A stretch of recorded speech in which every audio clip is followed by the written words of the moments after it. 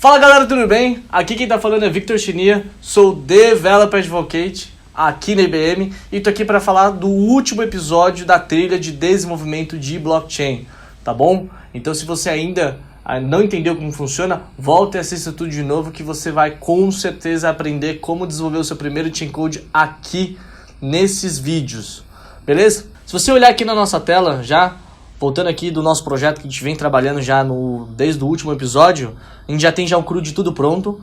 Lembrando que esse University Exists aqui, ele é um método muito importante que a gente utiliza em todos os pedaços, tá certo? Dado o cenário que a gente apresentou no último vídeo, vamos continuar inserindo um livro dentro da biblioteca. Isso é um processo muito importante, já que a gente cria essa lista vazia. Quando a gente cria uma universidade, a gente cria uma lista vazia, mas em nenhum determinado momento a gente insere livros aqui dentro.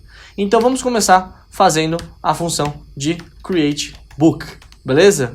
Ele vai receber o CTX. Para quem não lembra ainda, o CTX ele é o contexto do blockchain que a gente está trabalhando. CNPJ, que é o ID único que a gente está trabalhando para acessar a universidade. E aqui a gente vai também dar o book name, tá certo?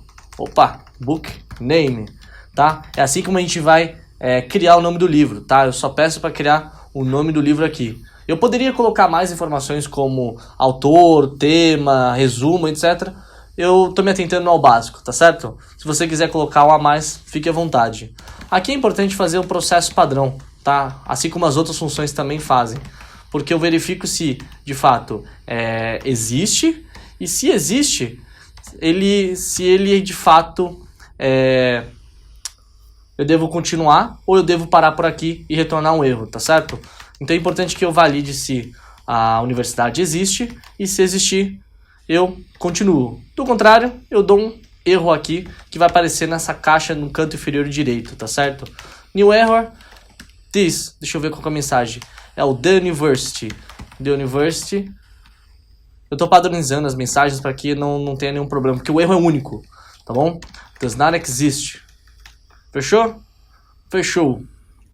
Agora o que eu vou fazer? Eu vou fazer um processo muito parecido com o update, tá certo? Então eu vou criar a variável aqui, university. Esse university eu vou dar um await, tá? CTX, estamos trabalhando de novo contexto do blockchain. O stub, a representação da rede de blockchain aqui dentro desse projeto, desse código, tá bom? Então é o objeto que representa a rede. Eu vou dar um get state. Eu vou passar o CNPJ e, se tudo der certo, eu vou receber a universidade, tá? Eu já validei e ela existe dentro da rede, então aqui eu não tenho problema de prosseguir e continuar trabalhando com ela.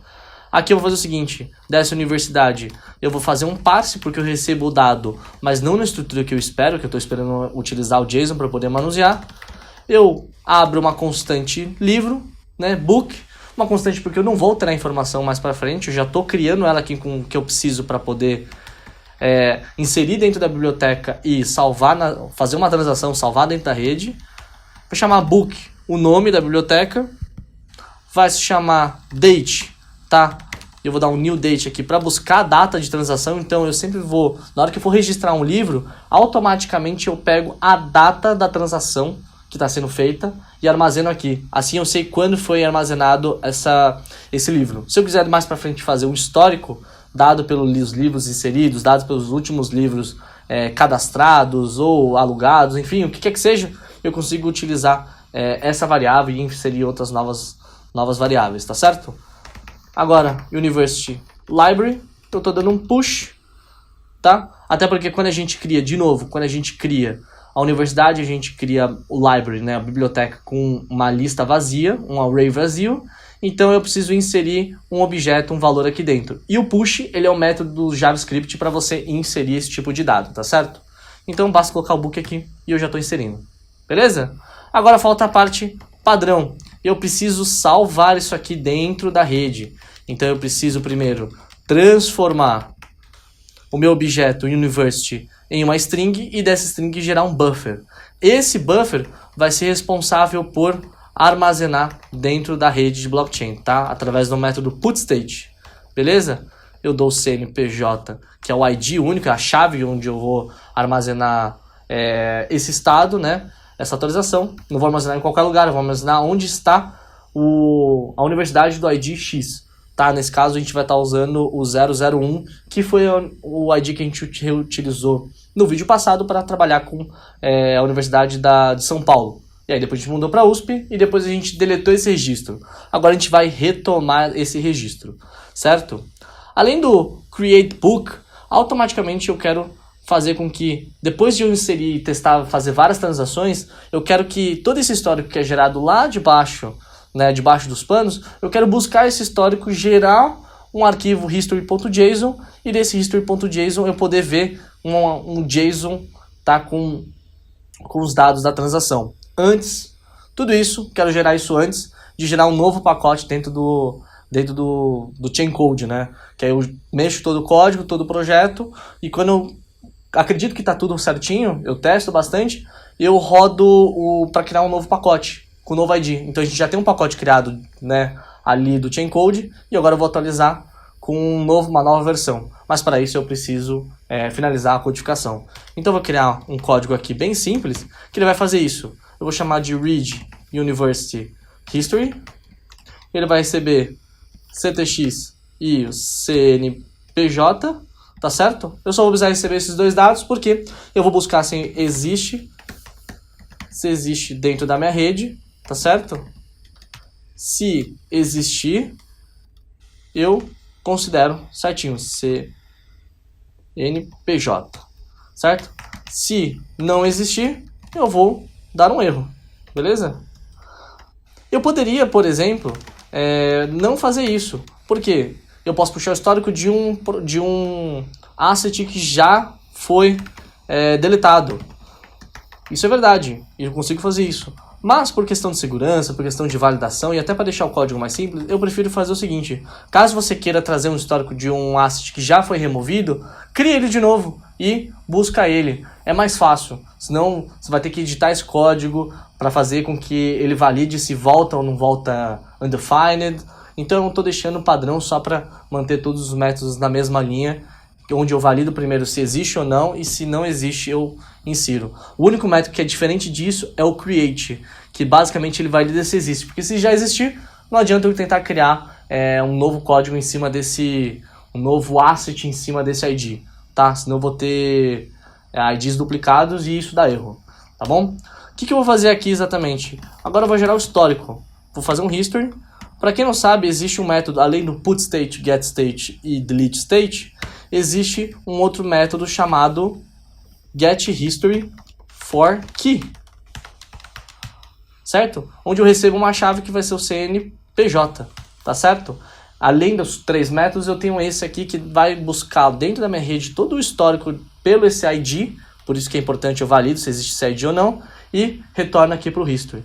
Aí, quando o history voltar, eu consigo validar se University History, se esse history de fato ele veio, voltou alguma coisa, ele voltou nada, tá? Eu poderia fazer um if else, bem simples, mas eu vou deixar bonitinho o código desse jeito, eu vou deixar um ternário, tá certo? Então eu vou validar se o history, ele é diferente, tá, de undefined, deixa eu colocar mais um igual aqui, para não dar erro que é JavaScript. Se o history ele não for undefined, existem 2 estados. Existe algum estado, que pode ser um valor, um objeto, ou mesmo nu.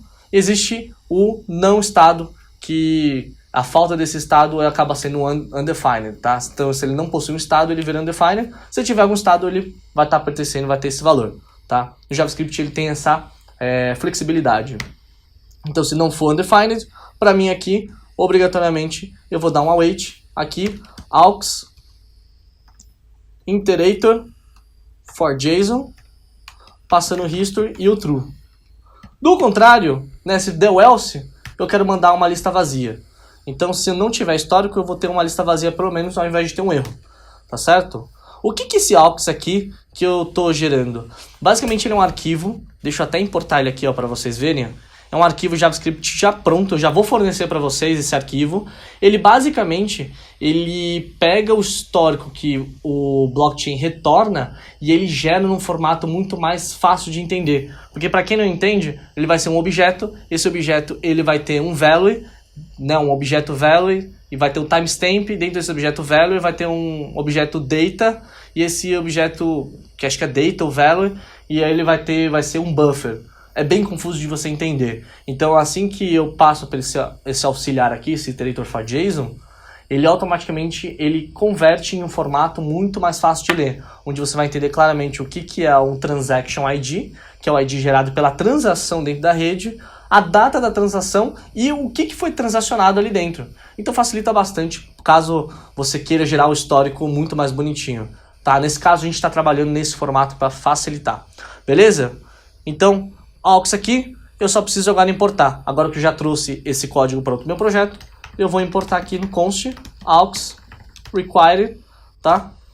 aux.js. Aqui esse processo aqui que eu estou fazendo, ele é um processo de import tradicional do Node, tá? Onde eu acesso um arquivo ou uma biblioteca em si, tá certo?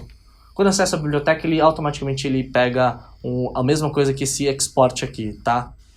Algum objeto que ele está exportando. Eu vou fazer o FS aqui eu vou fazer o required, só que dessa vez eu vou acessar uma biblioteca direto. É uma biblioteca nativa do Node, tá? Então facilita bastante que eu já tenho essa função aqui, FS, que ele é responsável por fazer escrita de arquivo, fazer leitura de arquivo, fazer a remoção de arquivo. Então eu consigo fazer bastante coisa. Para mim o principal nele, eu vou criar um arquivo em cima desse FS aqui. Beleza? Aqui eu ainda vou fazer um string, porque eu recebo esse histórico aqui, mas eu recebo ele ainda num formato que eu ainda não estou esperando aceitar.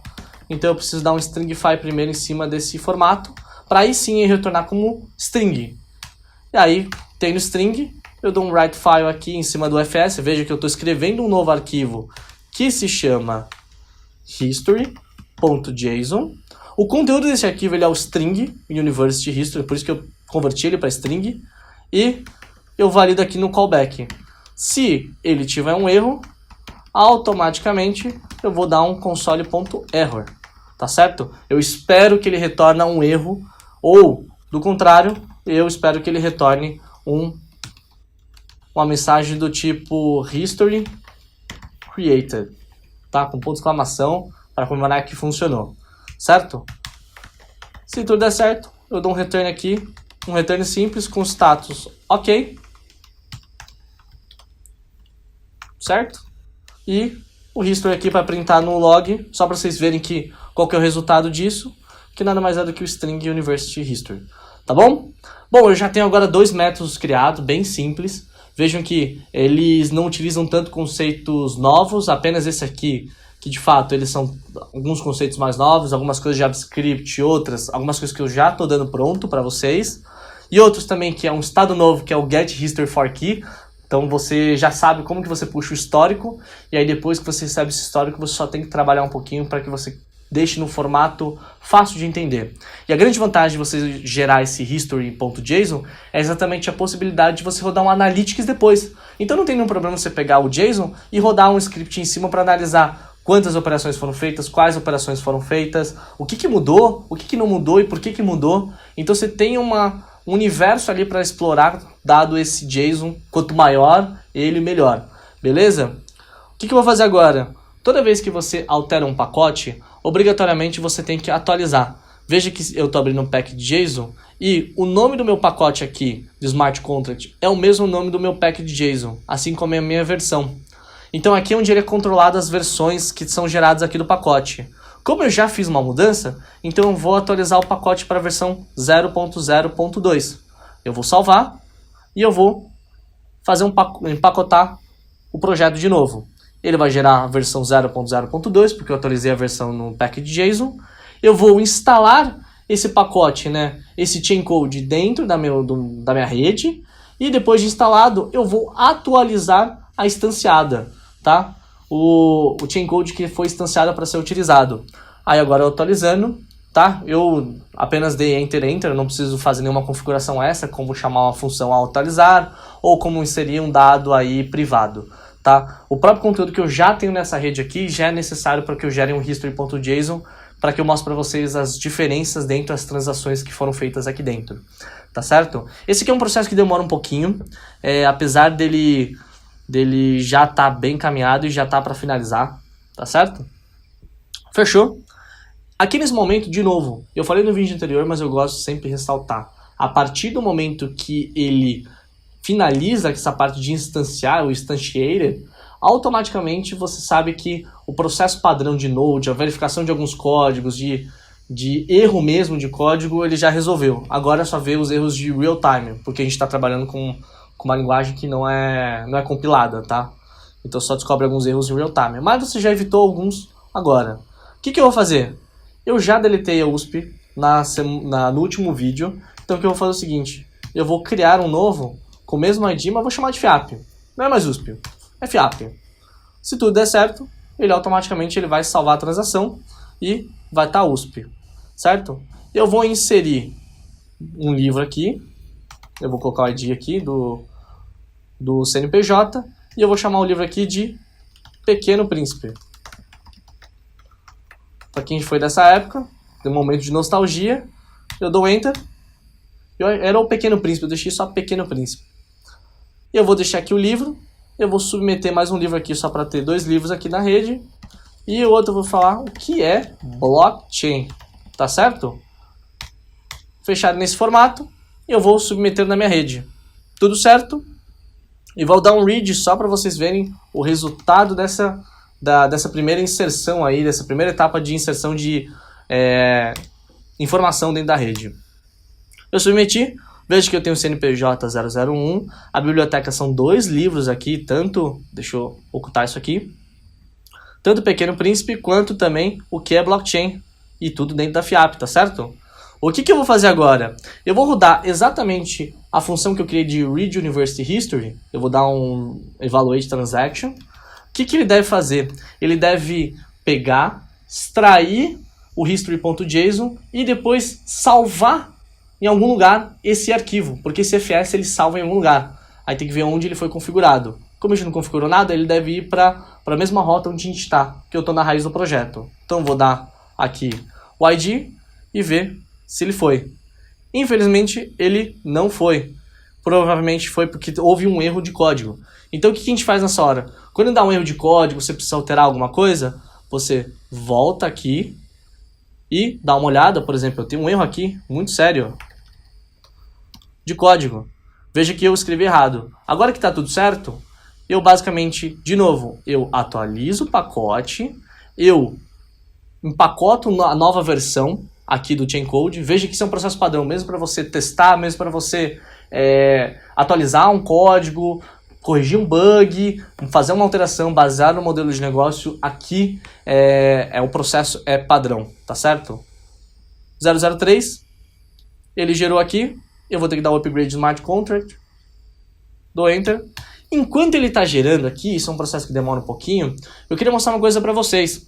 Para quem já dá uma olhada no IBM Blockchain Platform, no serviço que está no IBM Cloud, você configura boa parte do que está sendo feito aqui por debaixo dos panos, pelo terminal, você configura isso com a interface. A interface você vai clicando, configurando na mão e automaticamente ele vai gerando isso lá dentro dos containers, dentro do teu cluster de Kubernetes.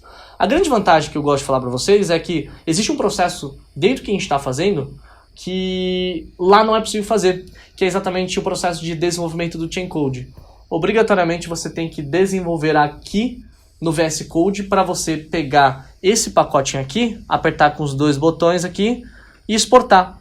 Tá vendo que ele tá o arquivo .cds? Esse arquivo .cds, ele é o arquivo que você envia para a blockchain para você configurar um Chain Code lá dentro do serviço. Então, de todo jeito, tudo que a gente está fazendo aqui é exatamente o processo tradicional de desenvolvimento de blockchain, do Chain Code. Então, para todos os desenvolvedores de blockchain da IBM, todos passam por esse processo de desenvolvimento de Chain Code no VS Code e depois sobe ao .cds lá no serviço. Beleza? Aqui ele já gerou, eu vou pegar aqui, já está instanciado, eu vou dar o read history para ver se ele já funciona. Tá? Se tudo der certo, eu não vou ter nenhum problema e ele vai gerar o histórico.